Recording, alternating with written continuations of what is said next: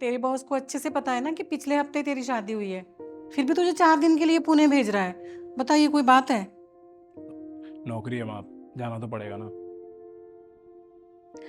अच्छा, आप जा तो रहे हैं पर आप अपना ध्यान रखना। आप भी अपना ध्यान रखना। और हाँ, मेरी माँ का ध्यान रखना। तुम्हारे भरोसे छोड़ के जा रहा हूँ अपनी माँ को। अब वो सिर्फ तुम्हारी माँ नहीं है, अब वो मेरी भी तो माँ है। ठीक है माँ, चलता हूँ।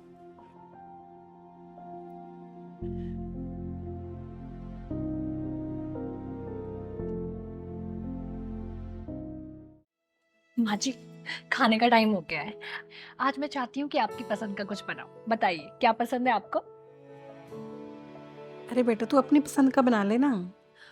अरे बताइए ना, आज कुछ आपकी पसंद का बनाऊंगी।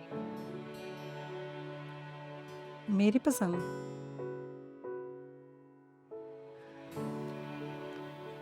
क्या हुआ?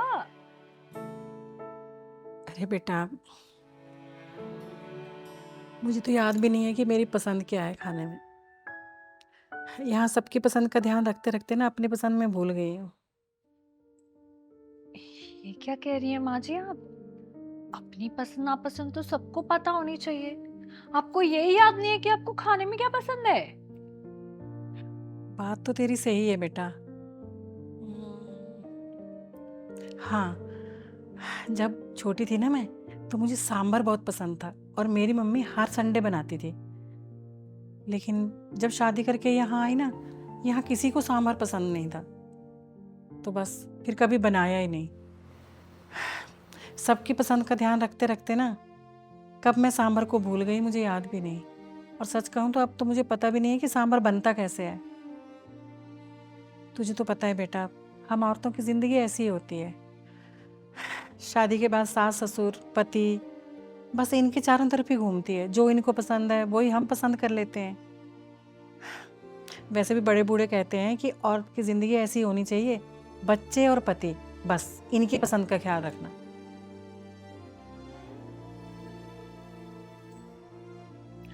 बिल्कुल सही कह रही हो आप। शादी के बाद ना औरतें अपनी पसंद नापसंद सब कुछ भूल जाती हैं। क्या खाना है, कब मुस्कुराना है, क्या पहनना है, सब कुछ दूसरों के हिसाब से करती हैं, दूसरों की पसंद से करती हैं। हम अपने आप को इतना छोटा कर लेते हैं शादी के बाद कि हमें खुद की ही आवाज सुनाई नहीं देती। हम औरतों में ना एक चिंगारी होती है जो शादी के बाद बुझ जाती है। वो चिंगारी ना कभी बुझनी नहीं चाहिए, हमेशा जलती रहनी चाहिए। इसलिए अपने लिए जीना बहुत जरूरी है। अपनी पसंद नापसंद पता होना, अपने लिए टाइम निकालना, ये सब चीजें बहुत जरूरी हैं। नहीं तो ये दुनिया आपको दबा देगी और कभी उठने नहीं देगी। हाँ बेटा, बिल्कुल ठीक कह रही है तो। अच्छा, ये सब छोड़िए। अब मुझे ये बताइए आप कि आपको और क्या क्या पसंद था? और और हाँ, मुझे ना शिमला जाने का बड़ा शौक था।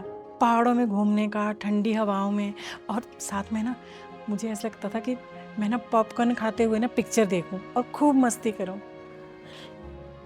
ठीक है माँ जी, विकास के आते ही ना हम तीनों मूवी देखने जाएंगे और आपको ना मैं बड़ा वाला पॉपकॉर्न का टब दिलवाऊंगी।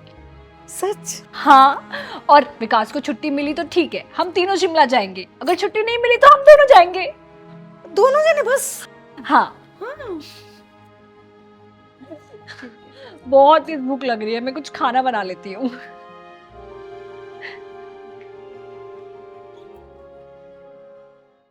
बेटा, रिया का तो मन ही नहीं लग रहा था तेरे बिना। और आपका? ऐसी कौन सी माँ होगी जिसका अपने बेटे के बिना मन लगेगा? माँ, मैं अपनी ख्वाहिशें पूरी करने में इतना बिजी हो जाता हूँ कि आपकी ख्वाहिशों के बारे में कभी मैंने सोचा ही नहीं। मतलब रिया ने सब? सब बता दिया मुझे रिया ने आपके बारे में। माँ जी, आपका फेवरेट सांभर बना दिया है मैंने। आपकी माँ के हाथ जैसा स्वाद तो नहीं होगा इसमें, पर आई एम श्योर आपको पसंद आएगा। अरे वाह, सच में बहुत अच्छा है। Thank you. जल्दी से डिनर कर लेते हैं वहाँ, उसके बाद मूवी देखने भी तो चलना है हमें। जिस माँ के पास ना तेरे जैसा बेटा और रिया जैसी बहू हो ना, तो उस माँ की ख्वाहिशें तो वैसे ही पूरी हो गई।